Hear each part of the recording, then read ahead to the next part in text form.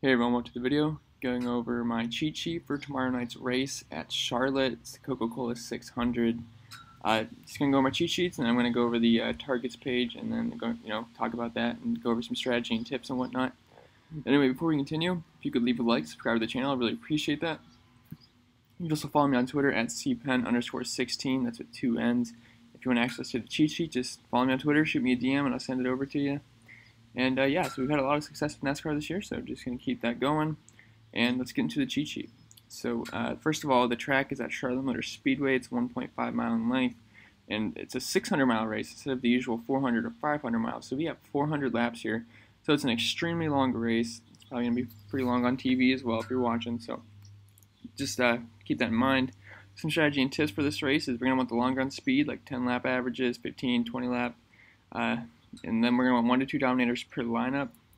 And although I do think I'm going to have a lot of just 1 Dominator lineups, because it's going to be kind of hard to get 2 Dominators. But, so yeah, anyway, so talk about Dominators. My favorite Dominator this week is going to be Kyle Busch.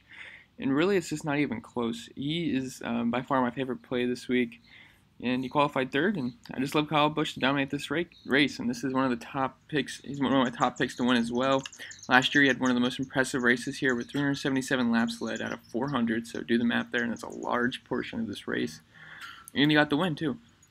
He also has the most laps led of any driver here recently with 462. And he smashed practice, posting the best time in the 10 lap, the 15 lap, and the 20 lap. As you can see there, the cheat sheet's got everything you need on there to look at. And yeah, so he is absolutely crushed. And he has an average driver rating of 120 here, which is second only to Martin Truex Jr. So speaking of Martin Truex Jr., he qualified 14th, and he's 10,600. And MTJ has been incredible here over the past few races, earning himself the best driver rating with 127.7, an average finish of 2, and 1 win as well, and 3 top 5s out of 3 races. So he's been absolutely incredible here, and yeah, so like Kyle, he too had a dominating performance here recently with a 392 laps led race, and he won it too. So that's just, he led every single lap but 8 of them. So that's just absolutely incredible. He knows how to dominate 1.5 mile tracks. And starting 14th, he offers us place differential upside as well, and dominating upside if he can get past Kyle Busch. Although he didn't show the speed of Kyle Busch in all of the practices, but his history here makes me still interested in him. And I think he's going to be a lot lower owned than Kyle Busch, so I understand if you want to go there, but I absolutely love Kyle Busch to dominate and win this race. Okay, so let's talk about some of the place differential plays. Kyle Larson, starting 25th, he's 9,600. I imagine he'll be pretty popular heading into the race, coming off that big All-Star race win, but it's for good reason. There's no reason he can't top 10 here, which he's done 2 out of the 3 times here in the past 3 races. And when he didn't top 10, he didn't finish the race, so he ended up having a problem and wrecked out. So can't predict that. And with one of the best driver ratings here, 100.1, and he's a lock for high place differential upside, and his practices put him around 12th, which is fine, especially for where he's starting. And definitely has a better upside than that as well.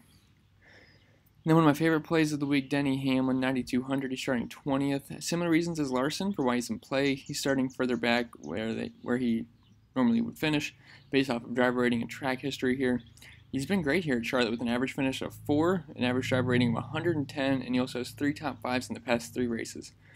He also crushed practice, finishing top 5 in all the long run speeds as well. So I like a lot of these Joe Gibbs cars this week. And Paul Menard, here's a cheap place differential guy. I think he might go a little overlooked this week. 6,900 starting 17th because he doesn't have a bunch of place differential upside, but he had a great practice, finishing top 10 in the long run speeds, and he has an average finish of 15. So I actually think he's a nice sneaky play this week. Then Jimmy Johnson, 8,300, 15th. So I'm reading off the article I write on Reddit every week, and I wrote this blurb before the practice starts. So I read after. I'll just read it through. So haven't really been on Jimmy much this year, but this should be a nice spot for him. He's been great here with a driver rating of 101 and an average finish around 9. At a decent price point and a decent enough starting position with place differential, I think he's worth a look in GPPs. He also has a top 5 and 2 top 10s here, and I wrote these. And as I said, I wrote these chunks of. I wrote that little blurb before the practice starts, and now after I saw him in practice, I'm gonna have to be bumping him down a lot. He finished 25th in the 10 lap, and he didn't run any 15 or 20 laps, so that's pretty concerning for me. So I'm gonna have to bump him down there, but I still think he's worth a look because of his track history here. And then one of my favorite plays, Eric Jones, 8,700, starting 16th. He's very solid at 1.5 mile tracks, and he showed great speed in practice, finishing top 5 in the long run speeds. I think he goes overlooked this week, and I think he's a really fantastic play. These Gibbs cars look really good this weekend, showing a lot of speed in practice. And yeah, so I like Eric Jones. I think he should go overlooked. And I also don't mind Ryan Blaney and Brad Keselowski. They're just really high priced. Ryan Blaney's not that high priced, but Keselowski is.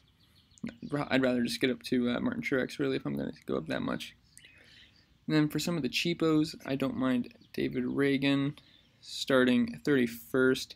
He was pretty good in practice. He had the 19th in the 10 lap. And Matt DiBenedetto, 6,300. His price has dropped from recently. He's now starting 27th, and he was 18th in the 10 lap. So I think there's a lot of room for improvement there.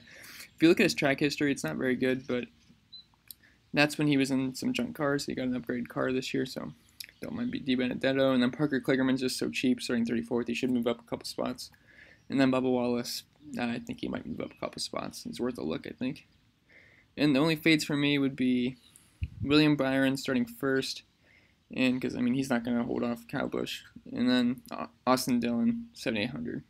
And Eric Almirola, really, because I don't think he's going to hold off Kyle Busch either. So that's the breakdown of this. We'll go over my targets here, as they're pretty much the same things I just read.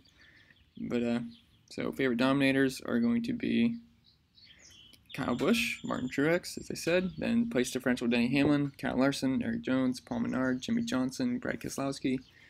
And then cheap drivers, Dave Reagan, MDB, Kligerman, and Wallace. And then the fades, Dillon, Byron, Almirola. And the example lineup I put together was Kyle Busch, Denny Hamlin, Eric Jones, Paul Menard, Kurt Busch, and Parker Kligerman. I know you might be saying I don't have Kurt Busch listed, and you're right, because he's not like a core player or anything. But if he fits your lineup, I don't think it's a terrible play.